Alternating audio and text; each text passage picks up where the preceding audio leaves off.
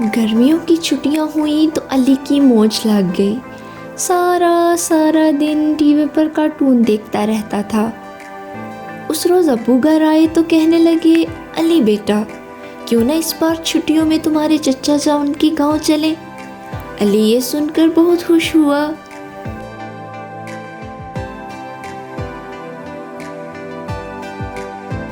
اتوار کے روز وہ لوگ چچا جان کے گاؤں روانہ ہو گئے۔ علی کے چچا جان صحرائے تھر کے ایک چھوٹے سے قصبے میں رہتے تھے۔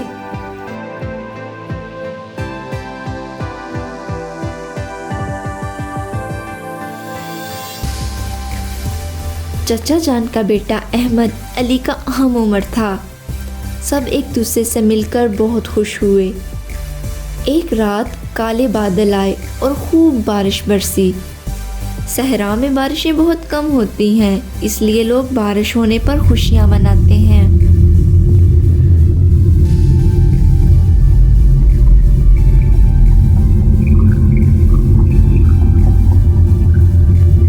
اگلے روز سب گھر والے صحرا کی سیر کے لیے گئے۔ انہوں نے اپنے ساتھ کھانے پینے کی بہت سی چیزیں بھی لے لیں۔ صحرا میں پہنچ کر علی کو ہر طرف ٹیلے دکھائی دے رہے تھے۔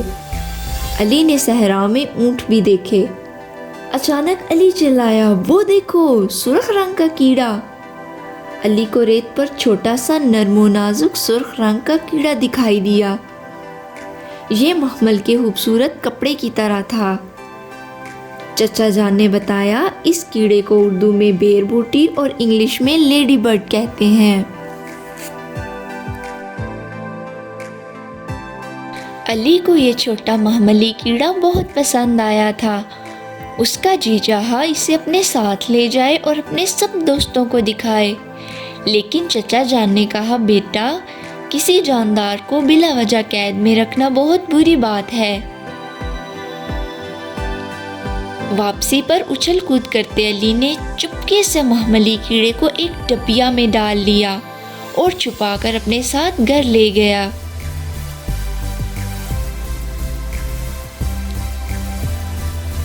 رات ہوئی تو دن بھر کا تھکا علی اپنے بستر پر لیٹتے ہی سو گیا۔ سوتے میں اسے خواب دکھائی دیا، بہت ڈراؤنا خواب۔ اس نے دیکھا کوئی نقاب پوش آدمی اس کے گھر میں گھس آئے ہیں اور اسے اٹھا کر اپنے ساتھ لے گئے ہیں۔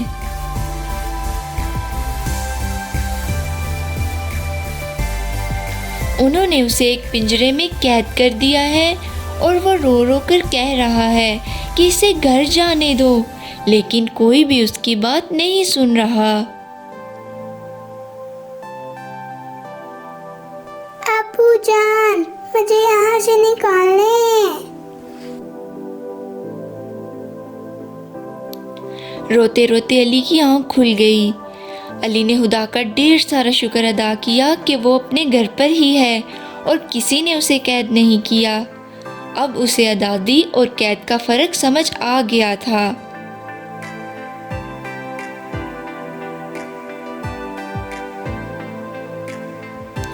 وہ فوراً اٹھا اور صحرا میں جا کر اس نے مخملی کیڑے کو اس کے دوستوں کے پاس واپس چھوڑ دیا۔